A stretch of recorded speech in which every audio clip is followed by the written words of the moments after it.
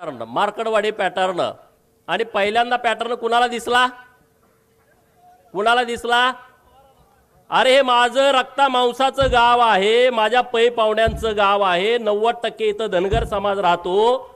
आणि मग माझी जबाबदारी वाढली की अरे धनगरांनाच पुढं का केलं, की म्हणजे या महाराष्ट्रातला धनगर समाज लोकशाहीच्या माध्यमातून जी निवडणूक प्रक्रिया पार पडते त्याच्या विरोधात आहे असं वातावरण करण्याचं महापाप शरद पवारांनी केलं. म्हणून आम्ही मार्कडवाडीमध्ये आज आलोय.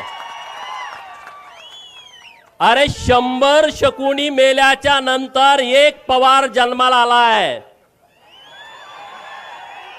100 शकुनी मेल्याच्या नंतर एक शरद पवार जन्माला आलाय. याचं डोकं बघा की धनगर समाज हा कायदा मानत नाही, धनगर समाज हा लोकशाही मानत नाही. अरे 100 गाव आहेत या विधानसभा मतदारसंघामध्ये, माझ्याच मार्कडवाडीला का पुढे केला? आणि म्हणून मी आणि सदाभाऊ इथं तुमच्या गावामध्ये आलो आहे.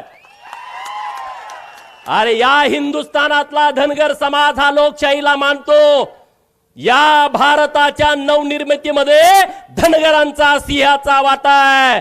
जी संसद भवन आज दिल्लीमध्ये डोमानं उभी आहे, जे राष्ट्रपती भवन दिल्लीमध्ये उभा आहे आणि त्या सगळ्या जमिनी आहेत त्या होळकरांच्या रायसोनी गावामध्ये उभ्या आहेत.